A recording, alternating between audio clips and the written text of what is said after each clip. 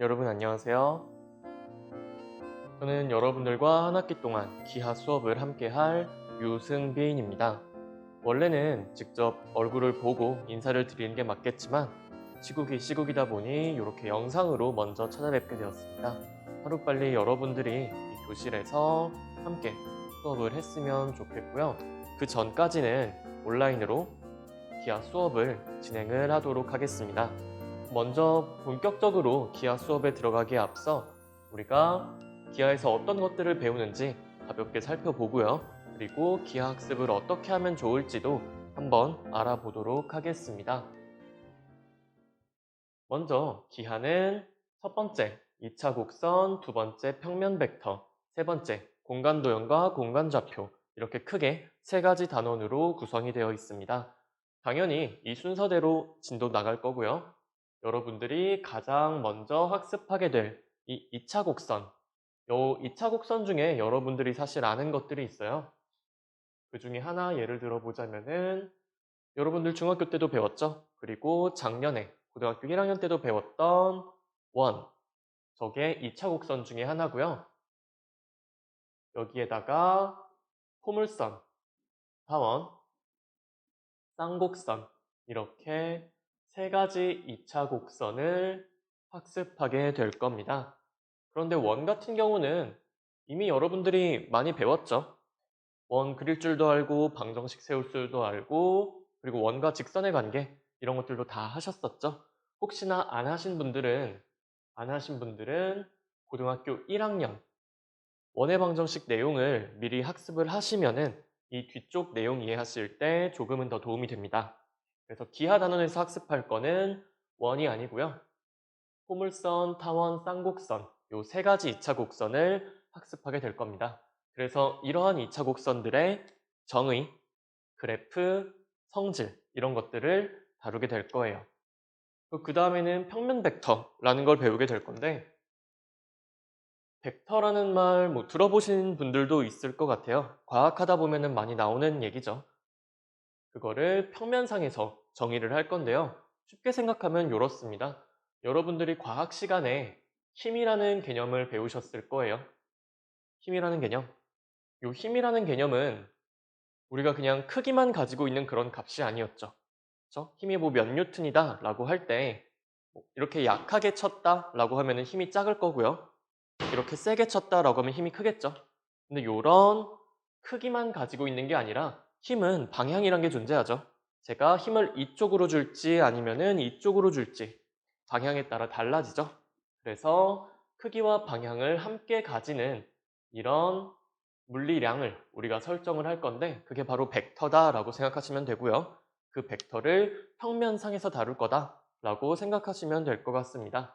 그래서 평면 벡터를 학습한 후에는 여러분들이 물리라든가 화학에 있는 내용을 좀 더 쉽게 이해하실 수 있을 거예요.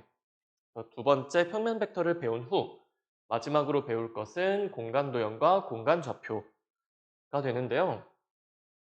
개인적으로는 요 3단원이 저는 가장 쉽다고 생각을 해요. 어떤 내용이냐면은 우리가 지금까지 다룬 것들은 다 평면상에서 무언가를 다뤘죠. 그렇죠? X축, Y축 이렇게 두 개의 축이 존재하고 그렇기 때문에 요 평면상에서 우리가 그래프도 그리고요. 뭐 원의 방정식 이런 것도 그렸었고 점과 점 사이 거리도 구했고 이랬었죠. 이런 식으로 우리가 지금까지 다뤘던 게 2차원 평면이라면은 이 세 번째 단원에서 배울 것은 차원을 확장을 시킵니다. 그래서 축을 한 개 더 놔요. X, Y 다음은 Z겠죠? 이런 식으로 축을 하나 더 놔서 우리가 3차원 공간에 대해서 학습을 할 거다라고 하는 게 바로 3단원입니다. 이렇게 2에서 3차원으로 확장을 시키는데 그러면 좀 이거 복잡해 보이지 않냐? 라고 할 수 있지만 해보시면 알겠지만 굉장히 쉬워요. 2차원에서 성립하던 성질들이 3차원에서 그대로 자연스럽게 확장이 된다라고 하시면 돼요. 그래서 이때 공식 같은 거 외우셨던 것들 웬만하면 3차원에서도 그대로 다 쓰입니다. 그래서 요 3단원은 여러분들이 외울 거나 그런 것들이 굉장히 줄어든다 생각을 하시면 돼요. 이렇게 어떤 것들 배울지 한번 간단하게 훑어봤는데 작년에도 기하 가르쳐 보고 그리고 제가 공부를 하면서도 요 1단원 2차 곡선이 사실 제일 어려워요. 원래는 갈수록 어려워지고 갈수록 외울 게 많아지고 하는 게 정상적이라고 할 수 있을까요? 네. 뭐 그렇게 할 수 있겠지만 오히려 요 기하라는 과목은 갈수록 쉬워진다라고 생각을 하셔도 괜찮을 것 같아요. 적어도 여러분들이 외울 것들은 확실하게 줄어듭니다. 달리 말하면은 지금 좀 이따가 함께 하게 될 요 2차 곡선 여기가 여러분들이 외울 게 가장 많아요.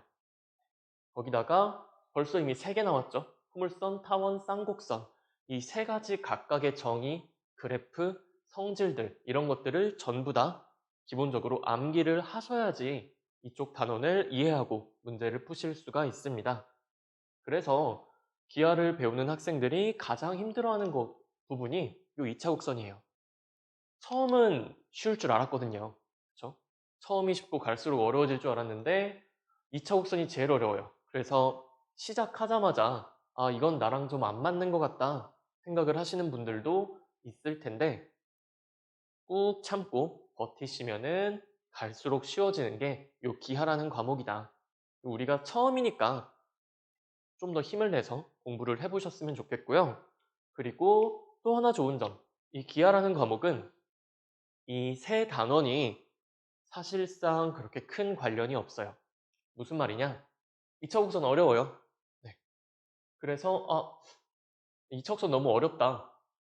그렇다고 해서 평면 벡터를 못하고 공간 도형과 공간 좌표를 못하는 거는 아니라는 얘기예요. 네. 2차 곡선 몰라도 평면 벡터 할 수 있고요. 3단원도 할 수 있어요. 마찬가지로 2단원 못해도 3단원 충분히 하실 수 있어요. 그래서 뭐 요거 하나 못한다고 해서 나머지 것까지 포기하기에는 너무 아깝겠죠. 그래서 포기하지 말고 끝까지 따라와 주셨으면 좋겠고요. 제가 조금 겁을 주긴 했지만 요 2차 곡선 있죠? 이것도 처음이 좀 어렵지 익숙해지고 난 후에는 이걸 내가 왜 어려워했을까? 라는 생각이 들 정도로 간단해집니다. 그러니까 저를 믿고 한번 한 학기 동안 기하 공부를 쭉 해보셨으면 좋겠습니다. 그래서 기하 단원들에 대해서 간단하게 설명을 드렸고요. 그리고 여러분들이 조금 더 아셨으면 하는 것들을 얘기를 해드릴게요. 어떤 거냐면은 요 기하라는 과목이 옛날에는 좀 더 어려웠어요. 지금 여러분들은 2015 개정 교육과정이죠? 2015 개정 교육과정이신데 바로 저번 교육과정 2009 개정 교육과정 때는 이 녀석의 이름이 기하가 아니라 기하와 벡터였어요. 이름도 기하와 벡터였고 지금은 빠졌지만 요 3단원에서 공간 벡터라는 개념을 배웠어요. 평면 벡터를 공간으로 확장을 시킨 거죠. 그런데 이 공간 벡터가 들어가게 되면은 난이도가 급상승을 하게 됩니다. 네. 그냥 자연스럽게 확장되는 걸 넘어서 응용될 수 있는 문제, 그런 것들이 너무나도 어려워요.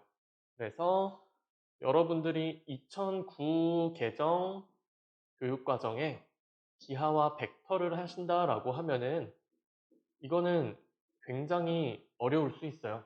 그리고 요거는 사실상 이 교육과정에서는 3학년 때 배우는 과목이었어요.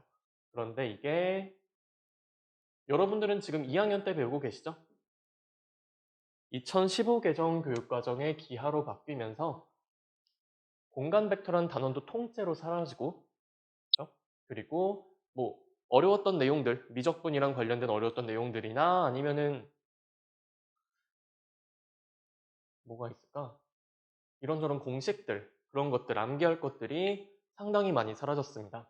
그래서 여러분들이 심지어 수1을 하지 않아도 그냥 1학년 수학만 할 줄 알면은 하실 수 있는 게 요 기하예요. 그리고 또 어떤 변화가 있었냐면은 이때는 기하 벡터 이과에서 수리 가형 선택한 친구들은 필수로 보는 시험이었죠. 그런데 2015 개정에서는 선택으로 바뀌게 됩니다. 어떻게 됐냐? 지금 현재 고3 있죠? 현재 고3이 요 2015 개정 교육과정 첫 번째로 적용받은 학년들이죠. 요 친구들은 수능에서 기하를 선택하지 않습니다. 그냥 수능 가형, 나형만 보고요. 그리고 기하는 수능에서 출제가 되지 않아요. 그러면은 요 2015 개정 교육과정의 기하가 수능에서 나오는 게 언제냐? 바로 여러분들이 보실 수능입니다. 2020 수능이죠. 2020 수능이 아니죠.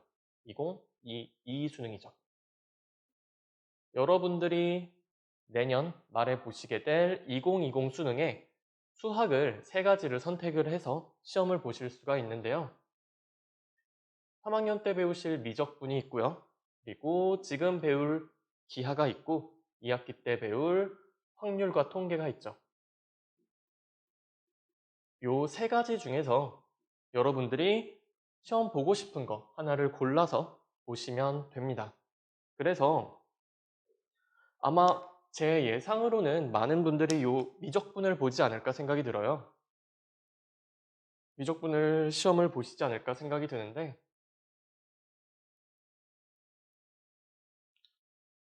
사실 이게 또 어떻게 될지 모르잖아요. 네. 개인적으로는 저는 기하가 미적분보다 쉽다고 생각을 해요. 네. 미적분은 상당히 약간 좀 난이도가 있고 3학년 때 배우는 거기도 하고요. 미적분 하려면 수원, 수투까지 다 알아야 되잖아요.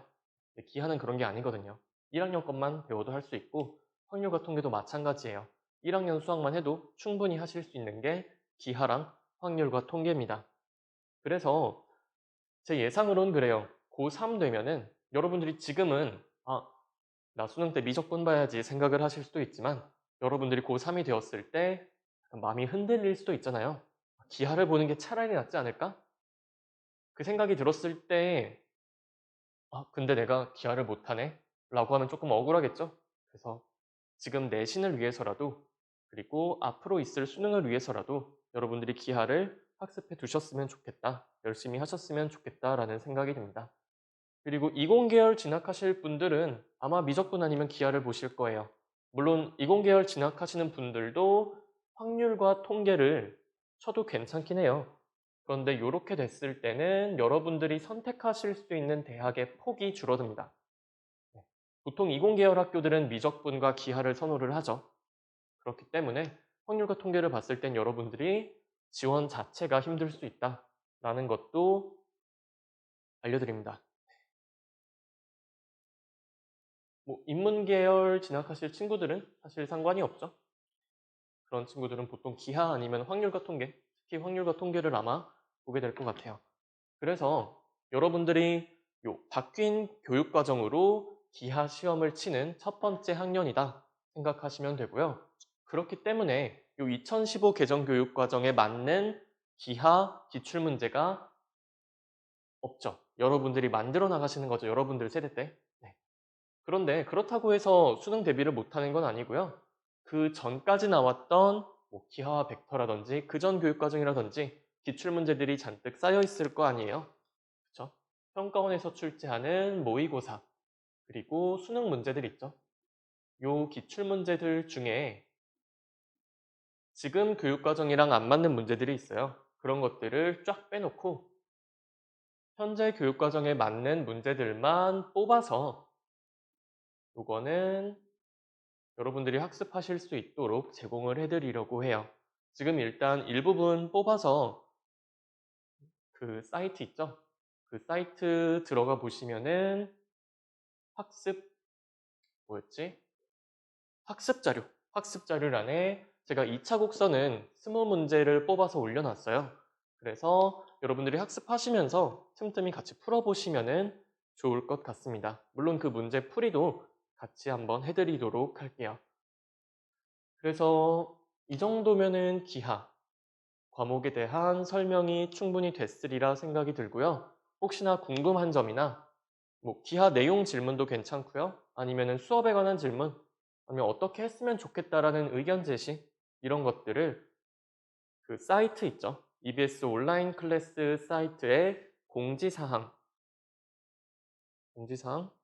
아니죠. Q&A. 네, 저도 헷갈리네. 공지사항은 제가 올리는 거죠. 그 Q&A에다가 올려주시면은 저희가 확인하고 바로 답글을 달아드리도록 하겠습니다. 그러면은 오리엔테이션은 이쯤에서 마치려고 하고요.